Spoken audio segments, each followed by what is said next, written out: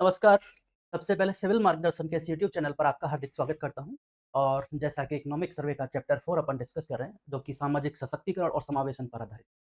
एक सेशन हमारा कंप्लीट हो चुका है, जिसमें लगभग 15 क्वेश्चंस डिस्कस कर चुके हैं। 15 क्वेश्चंस का मतलब हो गया लगभग 15 सरकार की योजनाओं को डिस्कस कर चुके हैं। ठीक है? तो इस सेशन को आज आगे बढ़ाएंगे और आगे की जो भी योजना है सरकार ने जो चला रखी है सामाजिक सशक्तिकरण के लिए, उनका अपन डिस्कस करेंगे क्वेश्चन फॉर्मेट में। ठीक है? तो चलिए आज का पहला क्वेश्चन देखते हैं क्या है। चलिए।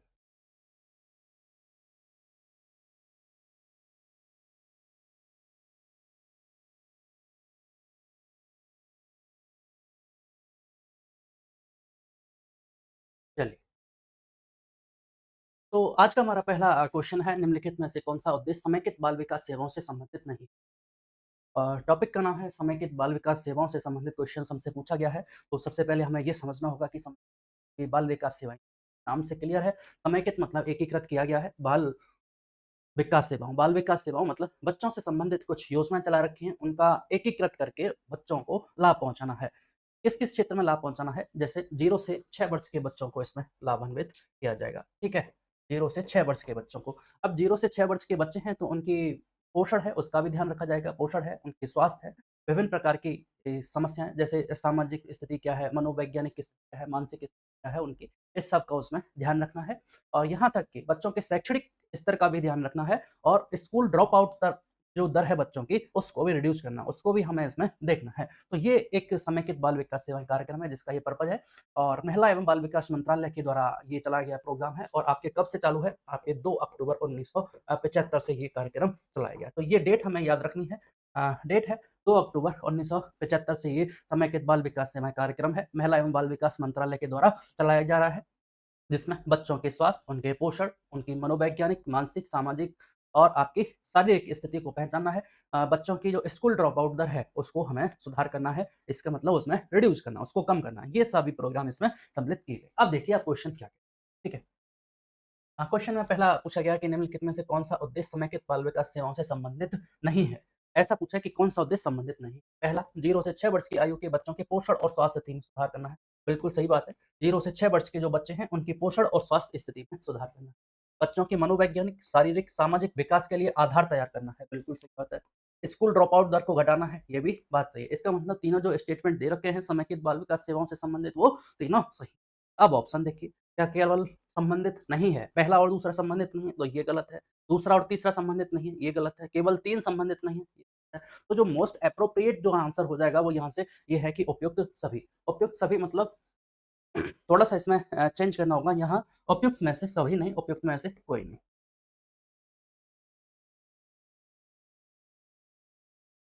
उपयुक्त में से कोई नहीं। संबंधित नहीं है, तो उपयुक्त में से कोई नहीं। ये जो विकल्प है, वो इसमें आंसर हो जाएगा। ठीक है? तो डी ऑप्शन हमारा राइट आंसर यहाँ से हो जाएगा। अगला क्वेश्चन देख लीजिए। आईसीडीएस प्रोग्राम है, इंटीग्रेटेड चाइल्ड डेवलपमेंट प्रोग्राम, 2 अक्टूबर 1975 से 0 से 6 वर्ष की आयु के बच्चों के पोषण और स्वास्थ्य में सुधार, बच्चों के मनोवैज्ञानिक, शारीरिक, सामाजिक विकास के लिए आधार तैयार करना है। यहाँ तक कि बच्चों में जो मृत्यु दर है, बीमारियां हैं, कुपोषण है, स्कूल ड्रॉप आउट दर को घटाना है और बाल विकास को प्रोत्साहित करने के लिए विभिन्न विभागों के बीच जो नीति और क्रियान्वयन है, उनको एकीकृत कर, उनको समुचित समन्वय कर सुनिश्चित करना है। ठीक है? तो ये हमने देखा समेकित बाल विकास सेवाओं के बारे में। चलिए अगला क्वेश्चन।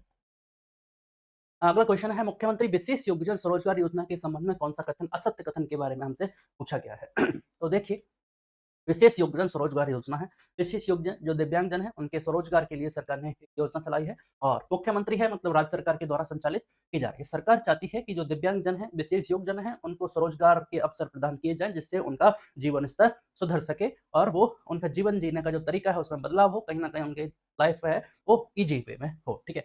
इससे दोनों काम होंगे, उनका जीवन स्तर भी सुधरेगा और कहीं न कहीं उनके परिवार का कल्याण भी सुनिश्चित होगा, राज्य की अर्थव्यवस्था भी इफेक्टिव होगी और दूसरा पॉइंट ये है कि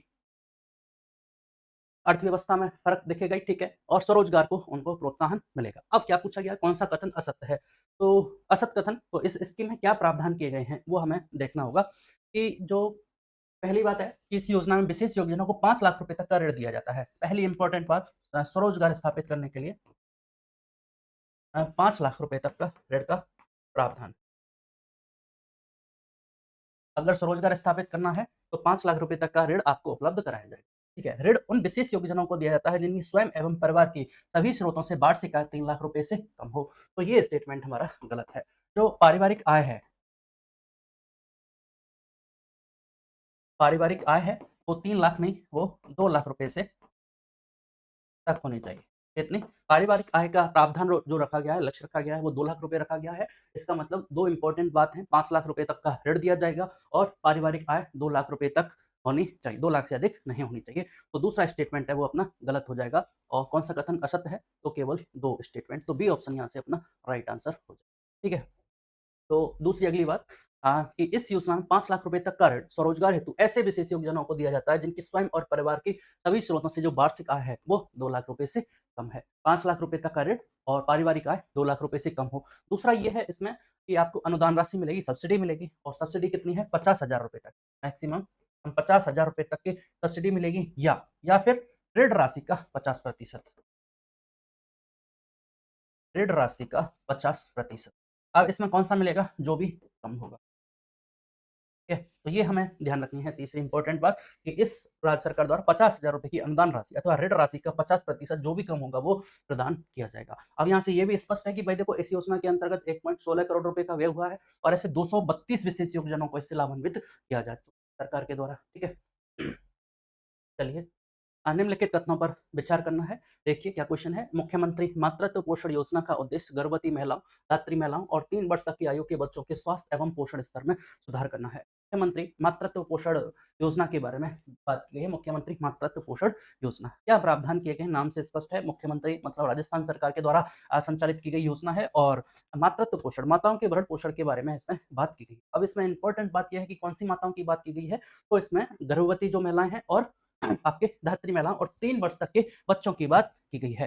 ठीक है? इसका पर्पज़ क्या है? उनके स्वास्थ्य और उनके पोषण में हमें सुधार करना है। ठीक है? तो ये बात सही है कि गर्भवती महिलाओं, धात्री महिलाओं और 3 वर्ष तक की आयु के बच्चों के स्वास्थ्य एवं पोषण स्तर में सुधार करना है। बिल्कुल सही बात है। अगला प्रावधान क्या किया गया इस योजना के तहत? इस योजना के तहत जो दूसरा चाइल्ड है, दूसरे बच्चे के जन्म के अवसर पर 6,000 रुपए की राशि सरकार के द्वारा प्रदान की जाती है। इस योजना के अंतर्गत प्रथम संतान के जन्म पर 6,000 रुपए की वित्तीय सहायता 3 किस्तों में सीधे लाभार्थी के बैंक खाते में हस्तांतरित की जाती है। क्योंकि देखो यहाँ पे ये आपकी सही बात है, 6,000 रुपए की वित्तीय सहायता का प्रावधान इसमें किया गया है और सीधे बैंक खातों में और कितनी किस्तों में? 3 किस्तों में ये प्रदान की जाती है। 2-2 हज़ार रुपए की 3 किस्त इसमें प्रोवाइड सरकार के द्वारा की जाती है। लेकिन प्रथम नहीं, सेकंड चाइल्ड के जन्म इंपॉर्टेंट क्या है? ये जो प्रथम है, ये प्रथम आपका गलत है। प्रथम संतान के जन्म पर नहीं, ये आपके द्वितीय संतान के जन्म के अवसर पर दिए जाते हैं। अब आप सोचोगे कि भई पहले संतान के जन्म पर क्यों नहीं दे रही सरकार, सेकंड पे क्यों दे रही है? क्योंकि सेंट्रल गवर्नमेंट ने एक योजना चला रखी है, प्रधानमंत्री मातृवंदना योजना। प्रधानमंत्री मातृवंदना योजना के तहत प्रथम बच्चे के जन्म पर 5,000 रुपए की जो राशि है, वो आपके 2 किस्तों में प्रदान की जाती है। इसलिए सरकार ने सोचा, राज्य सरकार का हित है कि सेकंड चाइल्ड के जन्म पर उनको 6,000 रुपए की राशि 3 किस्तों में प्रोवाइड किया जा सके। ठीक है? तो यहाँ से गर्भवती महिलाओं, धात्री महिलाओं और 3 वर्ष तक की आयु के बच्चों के स्वास्थ्य एवं पोषण में सुधार करना है। आप देखिए वर्ष 2025-26 में इस योजना के अंतर्गत कुल 40 करोड़ रुपए की राशि व्यय की गई है। बात सही है, क्योंकि जब भी इस तरह का स्टेटमेंट क्वेश्चन में दिया जाता है कि भाई इतनी राशि व्यय की गई है, तो सरकार ये बताना चाहती है कि हमने इतना काम किया है और इस टाइप का जो भी स्टेटमेंट होगा वो 90% या 100% आप मान लीजिए कि वो सही होगा। बहुत रेयर चांसेस होंगे कि वो गलत स्टेटमेंट दिया जाएगा। ठीक है? तो ये सही है। क्या आंसर विचार कीजिए कितने कथन सत्य हैं? तो हम देख पा रहे हैं कि पहला कथन सत्य है और तीसरा कथन सत्य है। इसका मतलब केवल 2 कथन सत्य हैं, तो बी ऑप्शन हमारा राइट आंसर हो जाएगा। ठीक है? तो यहाँ से हमें याद रखना है कि मुख्यमंत्री मातृत्व पोषण योजना के तहत दूसरे चाइल्ड के जन्म पर 6,000 रुपए की राशि का प्रावधान है, ना कि प्रथम संतान के जन्म। देखो गर्भवती महिलाओं, धात्री महिलाओं और 3 वर्ष तक के बच्चों के स्वास्थ्य पोषण में सुधार करना है। इसका लक्ष्य क्या है? अब इससे होगा क्या?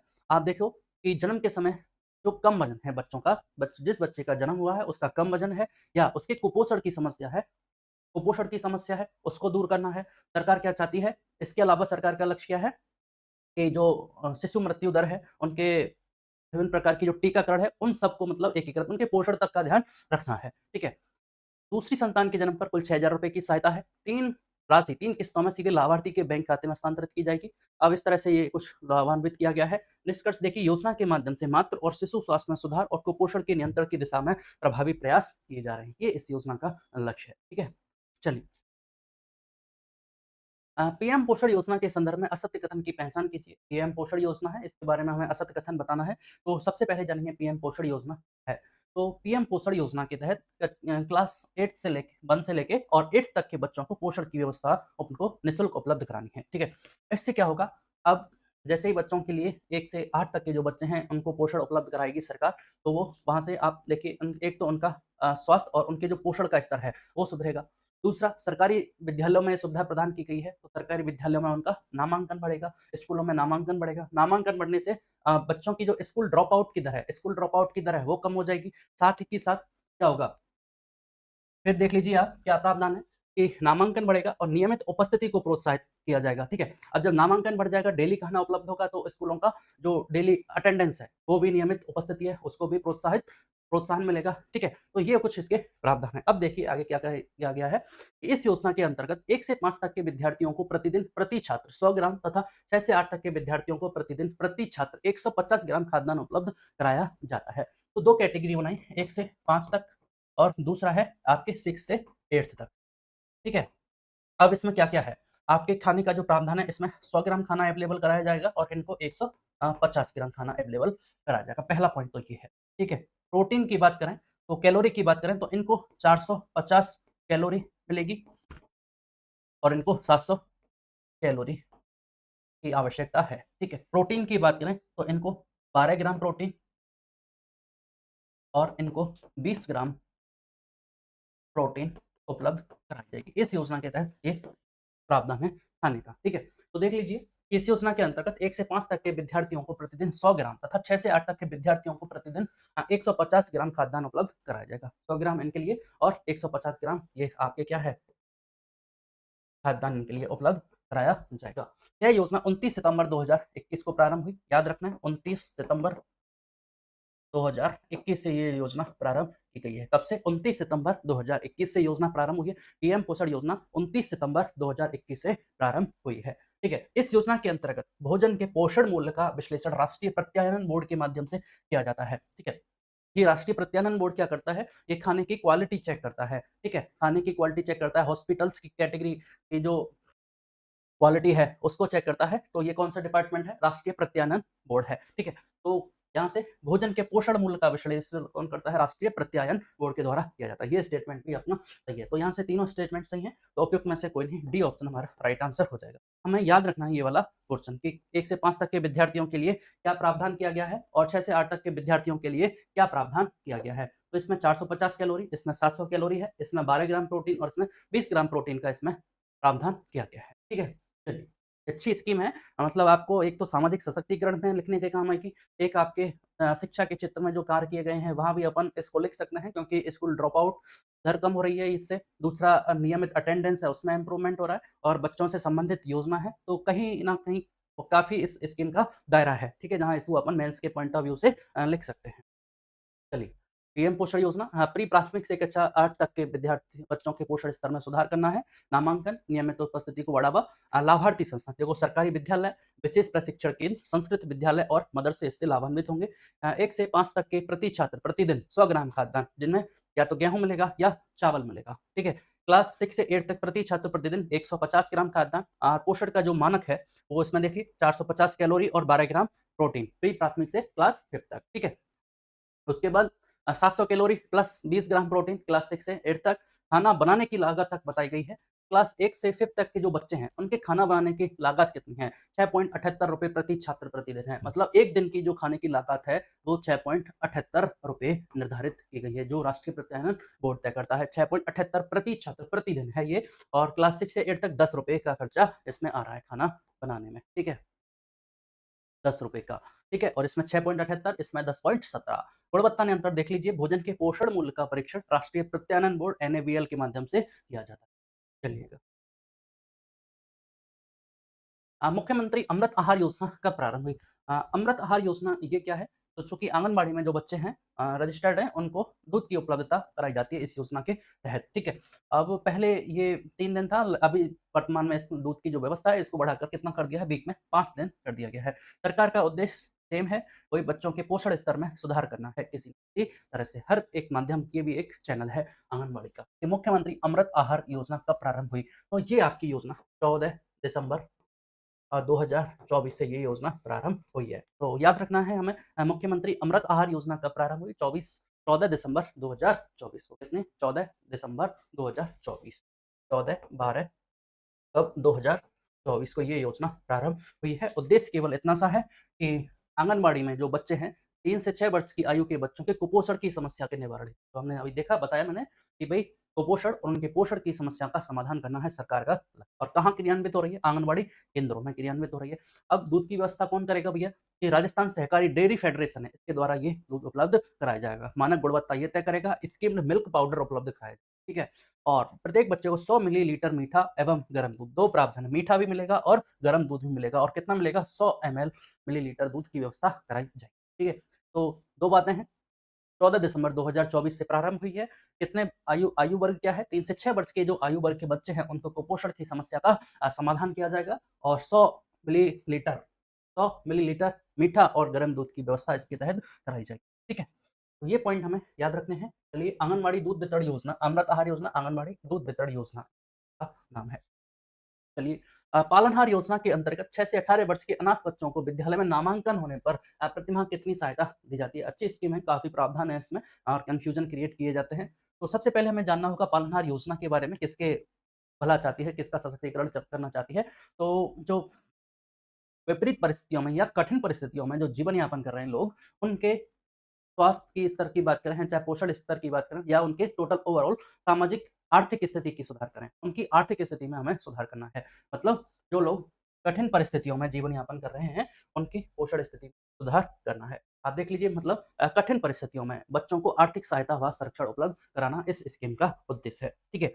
अब इस स्कीम में क्या है? कई सारे प्रावधान किए गए हैं, ठीक है? जैसे किस-किस लोगों को इसमें लाभान्वित किया जाएगा? तो सबसे पहले तो जो अनाथ बच्चे हैं और उसके अलावा कुछ बच्चे ऐसे हैं जिनके दोनों पेरेंट्स पेरेंट्स मतलब माता-पिता उनके जेल में हैं या कैदी हैं, कुछ एचआईवी से पीड़ित हैं, कुछ कुष्ठ रोग से पीड़ित हैं, तो उनको इस योजना के तहत लाभान्वित किया जाएगा। ये उनकी कैटेगरी है। अब इसमें 2 कैटेगरी बनाई, एक तो अनाथ वाली कैटेगरी और एक रिमेनिंग कैटेगरी में सभी लोगों को रखा गया, ठीक है? एक तो श्रेणी बनाई अनाथ वाली और एक आपकी है रिमेनिंग, ठीक है? अब 2 बातें हैं, ठीक है? इसमें फिर बात की गई, 2 आयु वर्ग निश्चित किए गए, इसमें 0 से 6 वर्ष के बच्चे और दूसरा है आपके 6 से 18 वर्ष के बच्चों के लिए क्या प्रावधान किया गया है।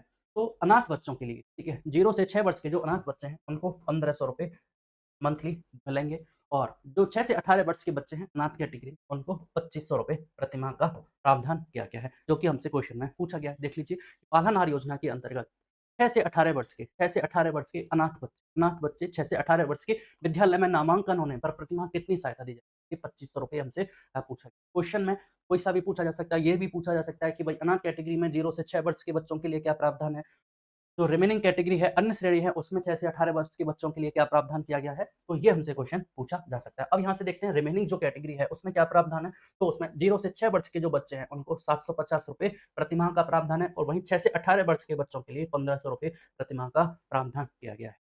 ठीक है? 2 बातें तो ये हैं। फिर इसके अलावा इनको ₹2000 वार्षिक भी दिए जाते हैं, जिससे ये अपनी स्कूल की ड्रेस है, जूते वगैरह हैं, विद्यालय का बैग है, उन सब के लिए ये खरीद सकें, ठीक है? तो ये हमें याद रखना है। यहाँ से इसको आंसर जो हो जाएगा वो डी ऑप्शन ₹2500 अपना आंसर हो जाएगा, ठीक है? चलिए, पालनहार योजना के संदर्भ में निम्न कथनों पर विचार करें। देखिए, इस योजना में 0 से 6 वर्ष की आयु के सभी श्रेणियों के बच्चे, मतलब सभी श्रेणियाँ, मतलब अनाथ को छोड़कर रिमेनिंग श्रेणी की बात की गई है। 0 से 6 वर्ष के हैं, सभी श्रेणियों के बच्चों को प्रतिमाह ₹1500 दिए जाते हैं, तो ये बात तो गलत है। तो 0 से 6 वर्ष के जो अन्य श्रेणियों के जो बच्चे हैं, रिमेनिंग श्रेणियों के जो बच्चे हैं, उनको तो ₹750 का प्रावधान किया गया है, ₹750, ठीक है? अन्य श्रेणियों के 6 से 18 वर्ष के बच्चों को ₹2500 प्रतिमाह दिए जाते हैं, ये भी गलत है, इसमें ₹1500 प्रतिमाह दिए जाते हैं, ठीक है? तो विचार करें, सही कथन का चयन करना है, तो सही कथन तो दोनों ही गलत हैं, इसका मतलब उपयुक्त में से कोई नहीं, डी ऑप्शन हमारा राइट आंसर हो जाएगा। सिंगल क्वेश्चन पूछेगा तो जैसा कि हमने प्रीवियस क्वेश्चन डिस्कस किया था, स्टेटमेंट फॉर्मेट में पूछेगा तो इस तरह से हमसे पूछा जा सकता है। क्वेश्चन ऐसे भी दे सकता है कि कितने कथन सत्य हैं, कितने कथन असत्य हैं। तो पोस्ट जो बेसिक बात है वो ये है कि हमें इसकी कैटेगरी याद होनी चाहिए। ठीक है? अब देखो इसमें कि अनाथ बच्चे हैं, बंदी माता-पिता हैं, विधवा या पुनर्विवाहित विधवा हैं। विधवा और पुनर्विवाहित विधवा हैं, उनको भी इसमें इंक्लूड किया गया है। एचआईवी, एड्स, कुष्ठ रोग और विशेष योगजन और अन्य कमज़ोर वर्ग है, इन सबको इसमें लाभान्वित किया जाएगा। ये हमारे लिए थोड़ा-सा इम्पोर्टेंट है कि किस-किस को इससे लाभान्वित किया जाएगा। तो अनाथ बच्चे हैं, बंदी माता-पिता हैं, एचआईवी, एड्स, कुष्ठ रोग, विशेष योगजन और आपके कमज़ोर वर्ग है और वहीं से विधवा और पुनर्विवाहित जो विधवा है, उनको भी इसमें सम्मिलित किया गया है। ये सारे प्रावधान हमें याद रखने हैं। ये हम कैटेगरी दे चुके हैं कि अनाथ बच्चों को ₹1500 प्रति माह। किस कैटेगरी में? 0 से 6 वर्ष की कैटेगरी में। अनाथ बच्चे 6 से 18 वर्ष की कैटेगरी में कितने? ₹2500 प्रति माह। विद्यालय में नामांकन आवश्यक है। ये इम्पोर्टेंट बात है। विद्यालय में नामांकन होना बेहद ज़रूरी है, अन्यथा ये लाभान्वित नहीं किया जाएंगे। अन्य श्रेणियों में 0 से 6 वर्ष ₹750 प्रति माह, अन्य श्रेणियों में 6 से 18 वर्ष ₹1500 प्रति माह, अतिरिक्त सहायता ₹2000 वार्षिक, जिससे ये अपने कपड़े और अन्य आवश्यकताओं की पूर्ति कर सकें। अब देखिए वित्तीय व्यय किया गया है भाई 2025-26 में 760 करोड़ रुपए का इस स्कीम में खर्चा किया गया है। इसका मतलब लोगों को इससे लाभान्वित किया जा रहा है। ठीक है? चलिए और लाभार्थी बच्चों की भी संख्या बताइए कि 6 लाख बच्चे इससे लाभान्वित हुए हैं। चलिएगा। अगली स्कीम है निम्नलिखित में से कौन-सी योजना अनाथ बच्चे एवं कठिन परिस्थितियों में रहने वाले कमजोर बच्चों की सुरक्षा एवं पुनर्वास सुनिश्चित करने हेतु संचालित की जा रही है? योजना का नाम देखना होगा। क्या पूछा गया है? अनाथ बच्चे हैं और कठिन परिस्थितियों में रहने वाले कमजोर बच्चों की सुरक्षा और पुनर्वास के लिए। ठीक है? मिशन वात्सल, उल्लास, नवजीवन योजना, मुख्यमंत्री बाल सहायता योजना। क्योंकि पहला ऑप्शन है नवजीवन योजना, तो नवजीवन योजना किसके लिए संचालित है? जो राज्य में अवैध शराब के धंधे में लगे हुए हैं और अवैध शराब इसमें मतलब उनका निर्माण करना है, चाहे उसका भंडारण करना है, उन गतिविधियों में जो लिप्त परिवार हैं, उनको उससे दूर करने के लिए सरकार ने नवजीवन योजना चला रखी है। ठीक है? तो ये ऑप्शन तो गलत हो गया। मुख्यमंत्री बाल सहायता योजना ऐसा कुछ है नहीं, मिशन वात्सल और उल्लास योजना। तो नाम से स्पष्ट है मिशन वात्सल योजना इसका आंसर होगा। मिशन वात्सल मतलब बच्चों से संबंधित है, मिशन वात्सल योजना उनके जीवन में सुधार करना है। कौन से? अनाथ बच्चे हैं और कठिन परिस्थितियों में जीवन यापन। ठीक है। अब आपने देखा था पिछले स्कीम के बारे में, पालनहार योजना के बारे में देखा था, वहाँ पे भी क्या था, जो कुछ कैटेगरी निर्धारित की गई थी, मतलब जिन बच्चों के पेरेंट्स नहीं हैं, अनाथ हैं या फिर बंदी बना रखे हैं, एचआईवी एड्स से पीड़ित हैं, कुष्ठ रोग से पीड़ित हैं, विधवा और पुनर्विवाहित हैं, ऐसे बच्चों को इनसे लाभान्वित किया जा रहा था। अब इसके अलावा भी अगर कोई बच्चा बच जाता है, उस योजना में लाभान्वित नहीं हो पाता, तो सरकार ने फिर एक रास्ता निकाला, कौन-सा? मिशन वात्सल्य योजना, जिसमें अनाथ बच्चों और कठिन परिस्थितियों में रहने वाले कमजोर बच्चों की सुरक्षा और उनका पुनर्वास सुनिश्चित करना है। तो मिशन वात्सल्य योजना ऑप्शन होगा सी। ठीक है? चलिए। देखिए, प्रधानमंत्री मातृ वंदना योजना के तहत राज्य सरकार ने दिव्यांग गर्भवती महिलाओं के लिए प्रोत्साहन राशि को बढ़ाकर कितना कर दिया गया है? नाम से स्पष्ट है, प्रधानमंत्री मातृ वंदना योजना मतलब सेंट्रल गवर्नमेंट के द्वारा स्पॉन्सर्ड है, सेंट्रल सरकार केंद्र सरकार के द्वारा संचालित की जा रही है। ठीक है? मातृ वंदना योजना है, क्या मतलब है इसका? वही जैसा कि हमने देखा था कि एक स्कीम थी मुख्यमंत्री मातृत्व पोषण योजना, जिसमें जो गर्भवती महिलाएं थी, दात्री महिलाएं थी और 0 से 3 वर्ष के जो बच्चे थे, उनके पोषण स्तर का हमें ध्यान रखना था। तो ये स्कीम भी सेम उसी पैटर्न पर आधारित है। ठीक है? तो इस योजना में क्या किया गया है कि जो फर्स्ट चाइल्ड है, प्रथम बच्चे के जन्म के अवसर पर सरकार कितनी रुपए? 6000 रुपए की 5000 रुपए की वित्तीय सहायता प्रदान करती है। ठीक है? प्रथम संतान के जन्म पर कौन करती है? Central government. ये काम कौन करता है? सेंट्रल गवर्नमेंट प्रदान करती है। कितने? 5000 रुपए। कितनी किस्तों में?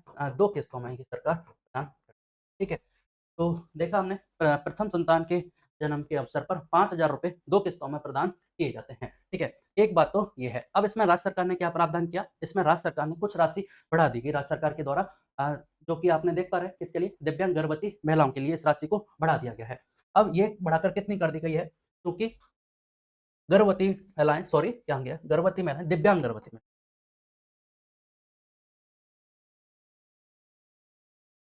महिलाओं को इसमें 6500 रुपए का प्रावधान था। ठीक है? अब इस 6500 रुपए के प्रावधान को बढ़ाकर कितना कर दिया गया है? 10,000 रुपए कर दिया गया।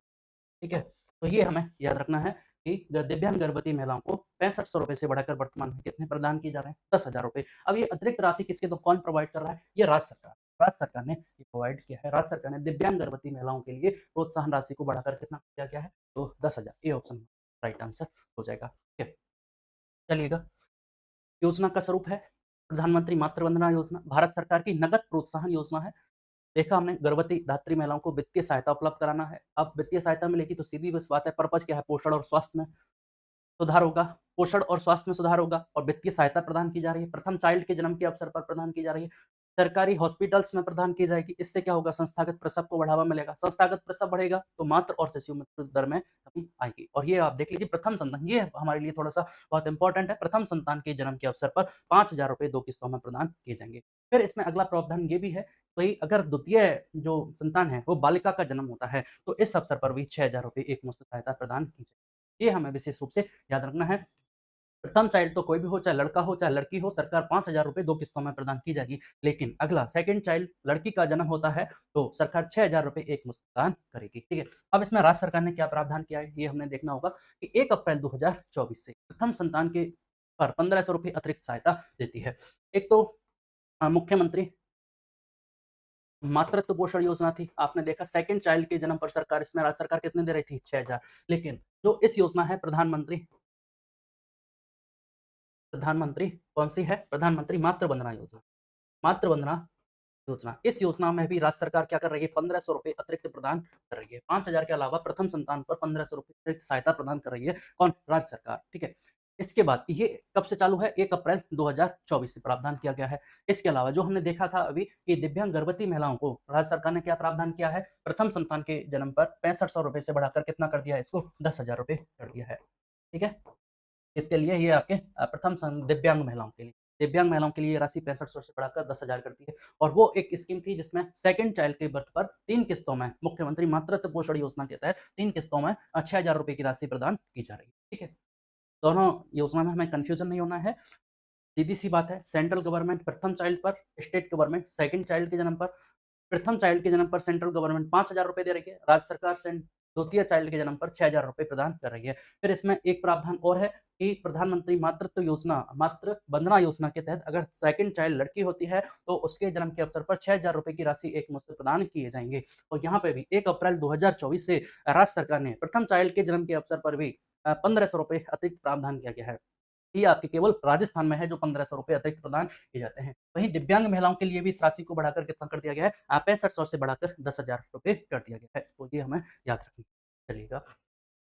नाम है अगला स्कीम है मिशन वात्सल्य योजना। मिशन वात्सल्य योजना के बारे में निम्नलिखित में से कौन से कथन असत्य नहीं है? असत्य नहीं है इसका मतलब सत्य कथन की बात की गई है। कौन सा कथन सत्य है?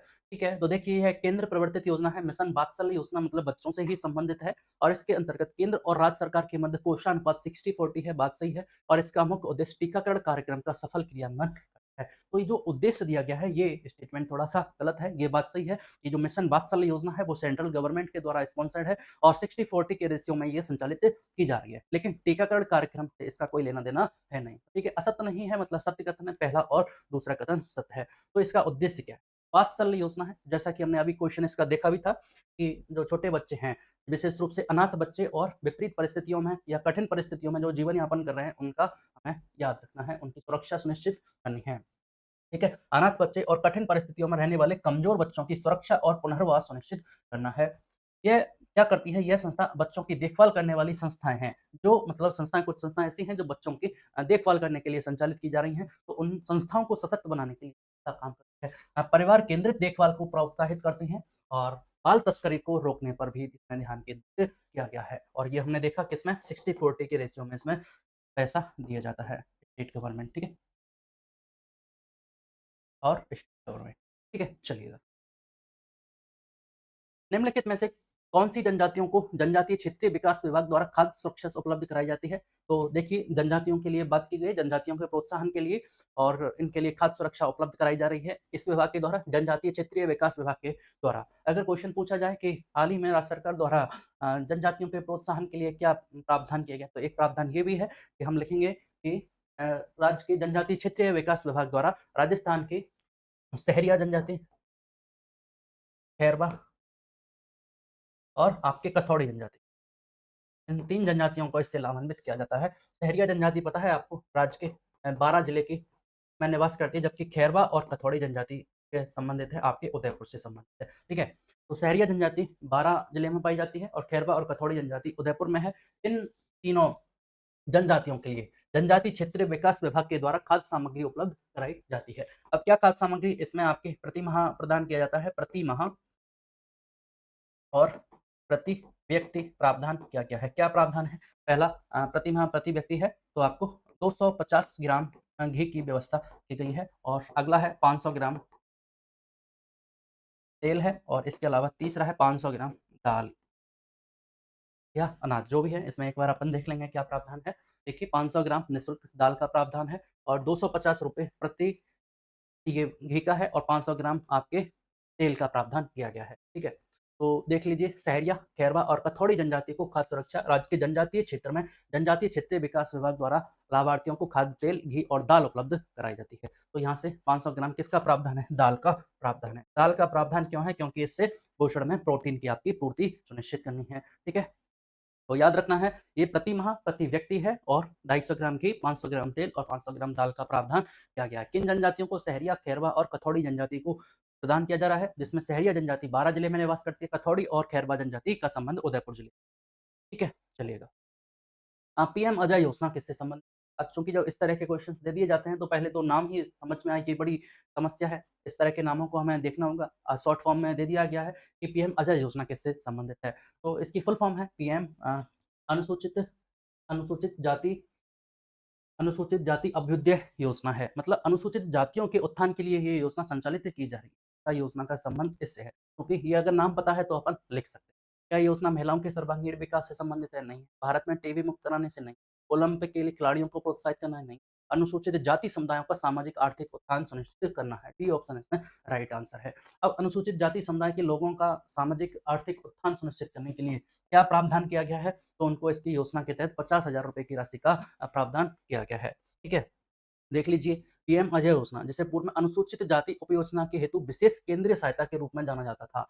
अ, अनुसूचित जाति समुदाय के सामाजिक आर्थिक उत्थान के लिए जिला एवं राज्य स्तर पर समूह आधारित आजीविका परियोजना हेतु अनुदान प्रदान की जाती है। योजना के अंतर्गत परियोजना लागत के अधिकतम 50% अथवा 50,000 रुपए, जो भी कम हो, वित्तीय सहायता प्रदान की जाती है। ठीक है? मतलब कुल मिला के सरकार प्रोत्साहित करना चाहती है अनुसूचित जाति के लोगों को। अगर अनुसूचित जाति के लोग कोई स्वरोजगार स्थापित करते हैं या कोई भी काम वो डालते हैं, तो उनके लिए लागत का कितना 50% या 50,000 जो भी कम हो, वो उनको प्रदान किया जाएगा। यही प्रावधान आपने देखा था, इसमें अनुदान राशि मिल रही थी मुख्यमंत्री विशेष योगजन स्वरोजगार योजना में। उसमें 5 लाख रुपए तक का ऋण का प्रावधान था, लेकिन जो अनुदान मिल रहा था वो 50,000 रुपए था, और या 50% इसमें से जो भी कम था। तो वही प्रावधान यहाँ से किया गया है कि योजना के अंतर्गत परियोजना लागत का अधिकतम 50% अथवा 50,000 जो भी कम हो, तक की वित्तीय सहायता प्रदान की जाती है। पात्रता हेतु कोई आय सीमा निर्धारित नहीं है। ठीक है? जैसे वहाँ निर्धारित की गई थी मुख्यमंत्री विशेष योगदान स्वरोजगार योजना में कि 2 लाख रुपए उनकी पारिवारिक आय होनी चाहिए। यहाँ ऐसा पारिवारिक आय का कोई प्रावधान नहीं किया गया है। तथापि वार्षिक आय 2.5 लाख रुपए तक वाले के जो परिवार है, उनको प्राथमिकता दी जाएगी। एक बार थोड़ा-सा कहा गया है कि भाई 2.5 लाख रुपए से कम जिनकी पारिवारिक आय है, उनको थोड़ा प्रायोरिटी पे रखा जाएगा, बाकी ऐसी कोई निर्धारित है नहीं है। ठीक है? यहाँ से देखिए 1441 अनुसूचित जाति परिवारों को इससे सहायता प्रदान की गई है। मुख्यमंत्री कोरोना सहायता योजना के संदर्भ में कौन सा कथन सत्य नहीं है? मुख्यमंत्री कोरोना सहायता योजना है, मतलब जो कोविड प्रभावित लोग हैं, ठीक है? उनके परिवार के लोगों को, उन परिवार के बच्चों को संबल प्रदान करने की योजना संचालित की गई थी। 2021 की योजना है, 25 जून 2021 को संपूर्ण राज्य में प्रावधान संचालित है। सही बात है। याद रखना है, मुख्यमंत्री कोविड-19 जो कोरोना सहायता योजना है, वो कब प्रारंभ की गई? 25 जून 2021। कब से?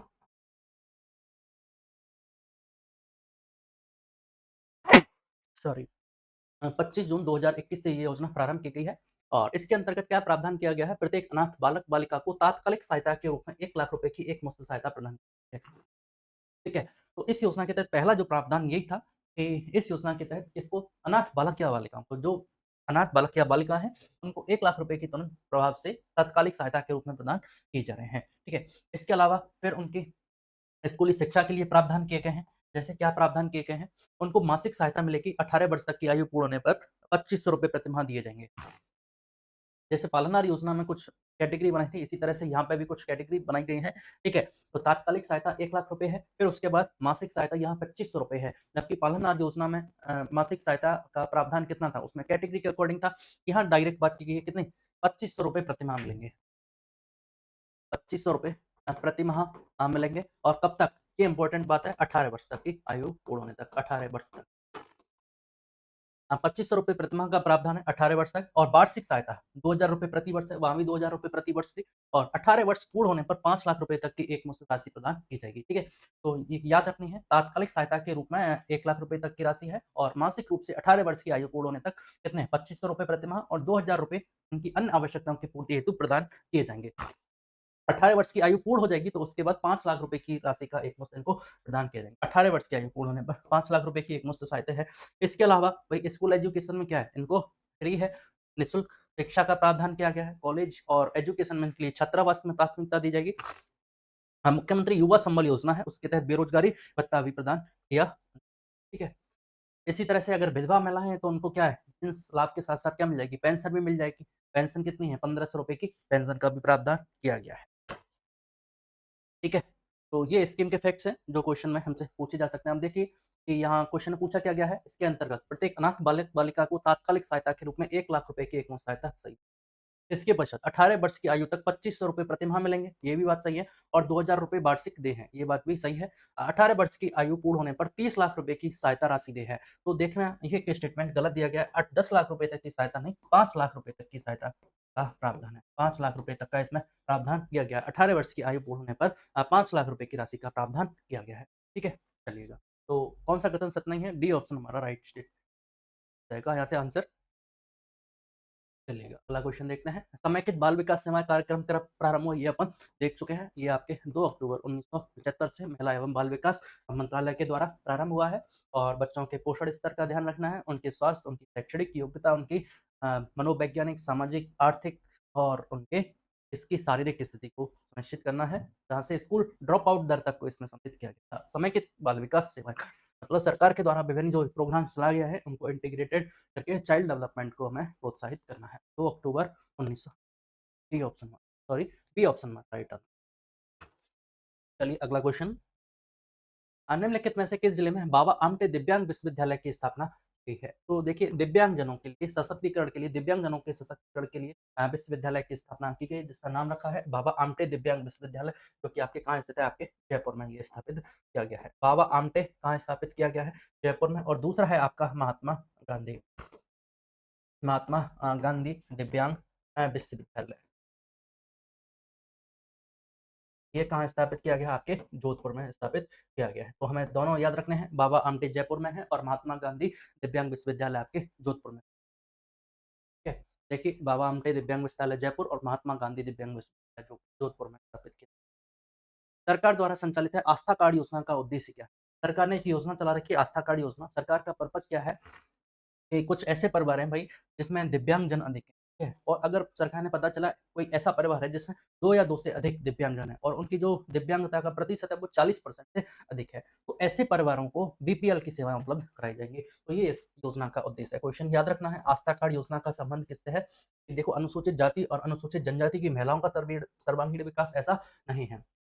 खदानों, कारखानों, गिट्टी बनाने आदि कार्यों से धूल के संपर्क में आने वाले पीड़ितों को सिलिकोसिस पॉलिसी के तहत लाभान्वित करना है। तो ये बात तो सही है, ये तो सिलिकोसिस पॉलिसी से संबंधित था। आस्था कार्ड से इसका कोई उद्देश्य नहीं है। विशिष्ट योगजनों को बीपीएल के समकक्ष सुविधा उपलब्ध करानी है। तो सी ऑप्शन हमारा राइट आंसर है। अब चूंकि विशेष योगजन, कौन से विशेष योगजन? जो 40% से उनके अधिक है, ठीक है? डिसेबिलिटी कितनी? 40% से अधिक है, उनको बीपीएल की समकक्ष सुविधा उपलब्ध करानी है। ठीक है? तो सी ऑप्शन अपना राइट आंसर हो जाएगा। देख लीजिए आस्था कार्ड योजना के अंतर्गत आस्था कार्डधारी परिवार हैं, उनको बीपीएल के समान सुविधाएं तथा निःशुल्क चिकित्सा, राशन सामग्री उपलब्ध करानी है। पात्रता की शर्तें क्या है? ऐसे परिवार जिनमें 2 या 2 से अधिक सदस्य 40% से अधिक विशेष योगजन होने पर आस्था कार्ड जारी किया जाता है। पारिवारिक आय, परिवार की वार्षिक आय 1.20 लाख रुपए से अधिक नहीं। तो यहाँ क्राइटेरिया रखा गया आय का कितना? 1,20,000 रुपए। वार्षिक आय है वो 1,20,000 से अधिक नहीं होनी चाहिए। और डिसेबिलिटी कितनी? 40% से अधिक। 40% से अधिक कितने लोग? 2 या 2 से अधिक लोग, तब ये बीपीएल के समकक्ष सहायता प्रदान की जाएगी। ठीक है? देखिए मुख्यमंत्री विशेष योगजन स्वरोजगार योजना के संबंध में कौन सा कथन सही नहीं है? इस स्कीम के बारे में हमने देखा था कि भई 2000 क्या देखा था हमने कि भई 5 लाख रुपए तक के इसमें प्रावधान किया गया है, जिनकी पारिवारिक आय का है वो कितनी? 2 लाख रुपए से कम होनी चाहिए, और 50,000 रुपए की राशि या फिर 50% से कम परियोजना लागत की, जो भी कम होगा वो उनको अनुदान राशि के रूप में प्रदान की जाएगी। देख लीजिए इस योजना के अंतर्गत 2024-25 में 190 विशेष योगजनों को लाभान्वित किया होगा, तो मैं तो सही मानूंगा कि सही होगा ऐसा। इस योजना के अंतर्गत 2024-25 में 18.04 लाख रुपए व्यय हुआ, हो सकता है किया होगा। ठीक है, अब इन स्टेटमेंट के बारे में हम कह नहीं सकते, ठीक है। हमें अगला पूरा क्वेश्चन देखना होगा कि ऋण उन विशेष योगदानों को दिया जाता है जिनकी स्वयं एवं परिवार सभी स्रोतों की वार्षिक आय 5 लाख रुपए से। तो हमें देखो ये क्वेश्चन, इस योजना का मुख्य जो पार्ट था वो यही था कि स्कीम्स के बारे में हमें जानना था कि उनकी पारिवारिक आय कितनी होनी चाहिए। पारिवारिक आय तो 2 लाख रुपए से कम होनी चाहिए, ठीक है। यहाँ कितना दे रखा है, 5 लाख है, तो ये स्टेटमेंट गलत हो जाएगा। इस योजना में विशेष योगदानों को 5 लाख रुपए तक का ऋण दिया जाता है, ये तो सही बात है। तो कौन सा कथन सत्य नहीं है, तो सी ऑप्शन हमारा सत्य नहीं है, ठीक है। अगला क्वेश्चन देखते हैं।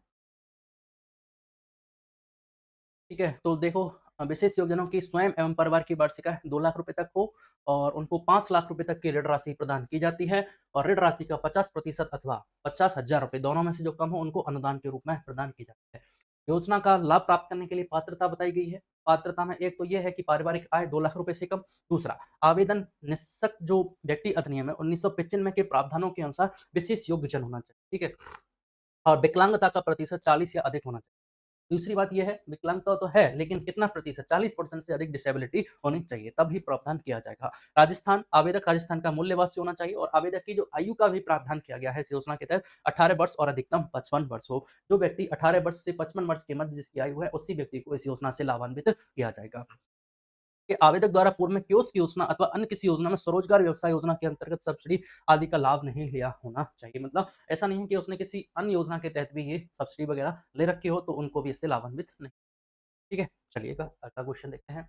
निम्नलिखित में से किस योजना के अंतर्गत विधवा, तलाकशुदा और परित्यक्ता महिलाओं को पेंशन प्रदान की जा रही है? ठीक है, तो हमने देखा था कि मुख्यमंत्री एकल नारी जो सम्मान पेंशन योजना थी उसके तहत जो विधवा महिला हैं, परित्यक्ता महिला हैं और आपकी कौन सी तलाकशुदा महिला हैं उनको पेंशन की राशि का प्रावधान किया गया था। क्या प्रावधान किया गया था? इसमें कैटेगरी बनाई गई थी उसकी एज के अकॉर्डिंग। पहली कैटेगरी थी 18 से 75 वर्ष और 75 से अधिक, ठीक है। तो इसमें आपके कितना था, 1250 रुपए का प्रावधान था और इसमें आपके 1500 रुपए की पेंशन प्रदान की जा रही थी। दूसरी इंपॉर्टेंट शर्त क्या थी कि पारिवारिक आय है वो कितनी होनी चाहिए, 48,000 रुपए से कम का प्रावधान इसमें किया गया था। तो ये हमें याद रखना है, डी ऑप्शन हमारा राइट आंसर हो जाएगा।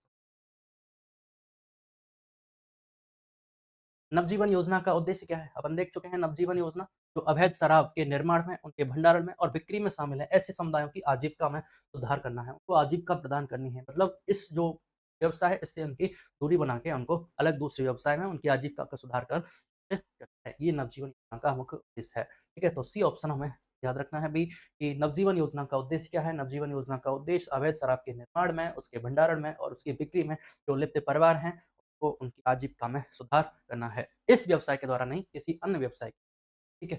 चलिएगा। अगली स्कीम है सुखद दाम्पत्य योजना के तहत युवाओं द्वारा 80% दिव्यांगता वाले विशेष योगजनों को जीवन साथी बनाने पर कितने रुपए की आर्थिक सहायता प्रदान की जाती है? योजना का नाम है सुखद दाम्पत्य योजना। मतलब विवाह के पश्चात जो वैवाहिक जीवन है वो सुगम हो, आसान हो, ये बताया गया सुखद दाम्पत्य योजना। अब किसका आसान है? जो मतलब आपके दिव्यांगजन हैं उनके लिए इसमें प्रदान की गई है जो लोग डिसेबल्ड हैं, ठीक है। तो इसमें पहला प्रावधान जो क्वेश्चन के माध्यम से पूछा गया है वो सबसे ज्यादा इंपॉर्टेंट, बेहद महत्वपूर्ण यही है कि अगर कोई व्यक्ति 80% दिव्यांगता वाले विशेष योग्यता को अपना जीवन साथी बनाता है तो सरकार ने क्या प्रावधान किया है? तो इसके लिए सरकार ने उसको 5 लाख रुपए तक का प्रावधान किया। 5 लाख रुपए उनको प्रदान किए जाएंगे, ठीक है। जैसे 80% दिव्यांगता वाले विशेष योगजन को अगर कोई व्यक्ति जीवन साथी बनाता है तो सरकार उन्हें 5 लाख रुपए तक की सहायता प्रदान करेगी। सी ऑप्शन हमारा यहाँ से राइट आंसर। अब इसमें जो और भी प्रावधान है वो क्या है, सिंपल। तो देखिए कि इस योजना के अंतर्गत विशेष योगजन को विवाह पश्चात सुखी पारिवारिक जीवन व्यतीत करने हेतु 50,000 रुपए की वित्तीय सहायता प्रदान की जाती है। जो कि स्पेशल कैटेगरी थी वो हमने देखा 80% तक की अगर दिव्यांगता है उनको जीवन साथी बनाते हो तो 5 लाख रुपए। सामान्यतः विवाह पश्चात जो विशेष योगजन कोई भी हो, स्त्री या पुरुष, उनका विवाह पश्चात उनका जो वैवाहिक जीवन है वो आसानी हो, पारिवारिक जीवन सुख में हो, उसके लिए 50,000 रुपए की राशि का प्रावधान किया है। तो ये हमें याद रखना है, 50,000 रुपए की राशि है, ठीक है। और इसके अतिरिक्त ये है कि भाई ऐसे इसके अतिरिक्त आयोजक पंजीकृत सोसाइटी के लिए भी 20,000 रुपए की सहायता प्रदान की जाती है। ऐसे अगर कोई आयोजन कराती है ऐसी कोई संस्था तो उसके लिए भी 20,000 रुपए के प्रावधान का प्रदान किया जाता है। युवाओं द्वारा 80% दिव्यांगता वाले विशेष योगजनों को जीवन साथी बनाते हैं तो 5 लाख रुपए की आर्थिक सहायता प्रदान की जाती है, ठीक है। और इससे लाभान्वित किया गया है, देखो 8.69 करोड़ का व्यय किया गया है, 117 विशेष योगजनों को इससे लाभान्वित भी किया गया। ऐसी नहीं, ये ऐसे चल रही है योजना। अगला है इंदिरा गांधी राष्ट्रीय विधवा पेंशन योजना के अंतर्गत 80 वर्ष से अधिक आयु के पेंशनर्स को दी जाने वाली पेंशन राशि में क्रमशः केंद्रांश और राज्यांश कितना है। तो योजना का नाम है इंदिरा गांधी राष्ट्रीय विधवा पेंशन योजना। तो सेंट्रल गवर्नमेंट के द्वारा ये पेंशन प्रदान की जाती है। इंदिरा गांधी राष्ट्रीय विधवा पेंशन योजना है, मतलब जो महिलाएं विधवा हैं उनके लिए ये प्रदान की जाती है। अब इम्पोर्टेंट बात यह है, इस स्कीम में कुछ राशि सेंट्रल गवर्नमेंट देती है और कुछ राशि स्टेट गवर्नमेंट के द्वारा प्रदान की जाती है। तो वो है आपकी सेंट्रल गवर्नमेंट देती है इस योजना में 500 रुपए, और स्टेट गवर्नमेंट के द्वारा कितनी, स्टेट गवर्नमेंट के द्वारा दी जाती है 1000 रुपए की राशि। ठीक है, तो ये हमें याद रखना है, सी ऑप्शन हमारा राइट आंसर हो जाएगा। ठीक है, इंदिरा गांधी राष्ट्रीय विधवा पेंशन योजना कितने रुपए प्रदान की जाती है, 1500 रुपए प्रदान की जाती है, जिसमें 500 सेंट्रल गवर्नमेंट के द्वारा और 1000 रुपए आपके राज्य के द्वारा प्रदान किए। चलिएगा, मुख्यमंत्री वृद्धावस्था सम्मान पेंशन योजना के संबंध में निम्नलिखित कथनों पर विचार कीजिए। इस योजना के अंतर्गत 55 वर्ष या इससे अधिक आयु की महिलाओं के लिए 1000 रुपए प्रतिमाह पेंशन का प्रावधान है, और 75 वर्ष से अधिक आयु वर्ग के पुरुषों के लिए 1500 रुपए प्रतिमाह पेंशन का प्रावधान है। तो हमें देखना है मुख्यमंत्री वृद्धावस्था सम्मान योजना। वृद्धावस्था में जो जीवन है वो सुगम हो, कुछ वृद्धजनों के पास कुछ पैसे हों, सरकार ये चाहती है कि उनका जीवन भी सुखमय हो, उनका सामाजिक कल्याण सुनिश्चित करना है सरकार को। तो कुछ पेंशन राशि का प्रावधान किया गया है।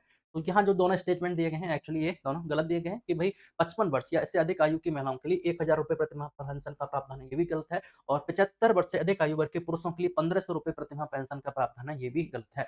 इस योजना के तहत 1250 रुपए की आपकी जो पेंशन है वो प्रतिमाह प्रदान की जाती है। आयु वर्ग का कोई प्रावधान नहीं किया गया है, सीधे 1250 रुपए की पेंशन राशि है वो प्रदान की जाती है। ऐसा नहीं है कि 55 वर्ष और 75 वर्ष से अधिक का ऐसा कोई प्रावधान है नहीं। तो विचार करना है भाई, ये दोनों कथन गलत है, हमने ये विचार कर लिया है। ये ऑप्शन हमारा राइट आंसर। ठीक है, तो देखिए इस योजना के अंतर्गत 55 वर्ष या अधिक आयु की महिलाओं एवं 58 वर्ष से अधिक आयु के पुरुषों को जिनकी सभी स्रोतों से परिवार की जो वार्षिक आय 48,000 कम हो।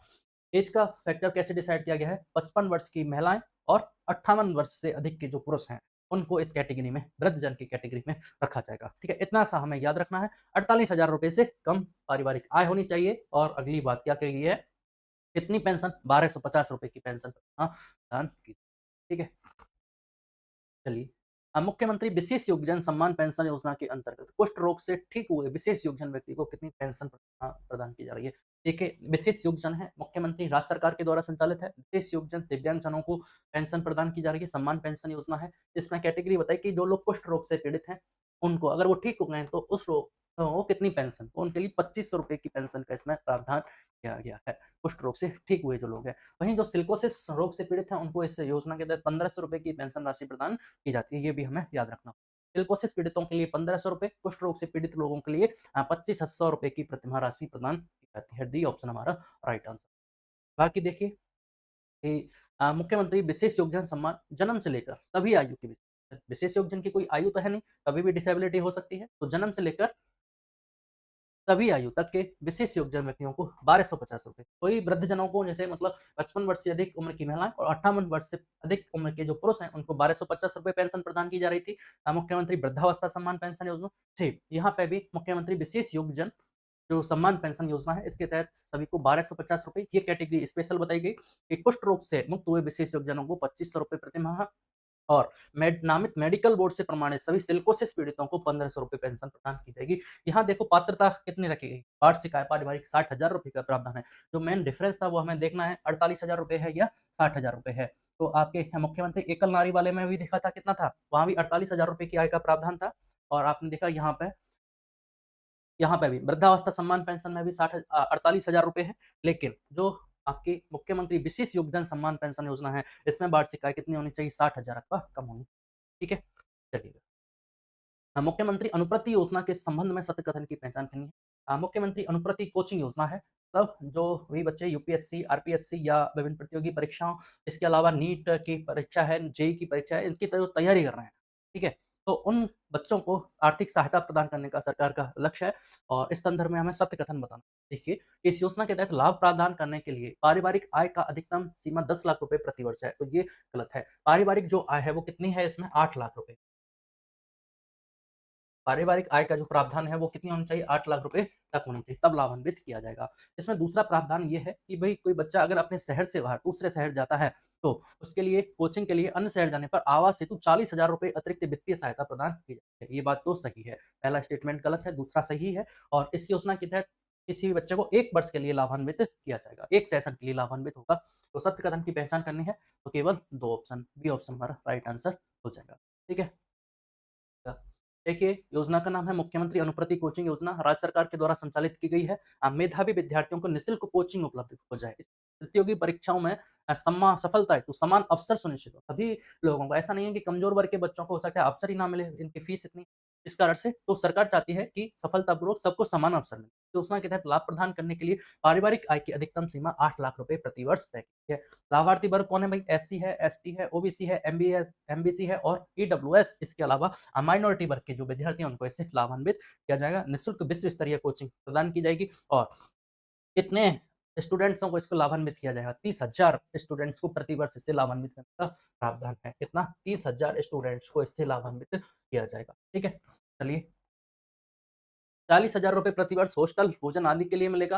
विद्यार्थियों को प्रतियोगी परीक्षाओं में सफल बनाना है। राज्य एवं देश के विकास में योगदान हेतु योग्य मानव संसाधन तैयार करना है। मतलब हमने देखा सरकार हर स्तर पर काम कर रही है, चाहे बच्चों की शैक्षणिक योग्यता से संबंधित हो, चाहे उनके बड़ी जो संस्थाएँ हैं उनमें प्रवेश लेने के लिए हो, चाहे वृद्धजनों की बात हो, चाहे विशेष योग्यजनों की बात हो, चाहे महिलाओं की बात हो, चाहे बच्चों की बात हो, चाहे उनके स्वास्थ्य की, चाहे शिक्षा की या रोजगार की, हर एक स्तर पर सरकार ने प्रयास किया है सामाजिक सशक्तिकरण।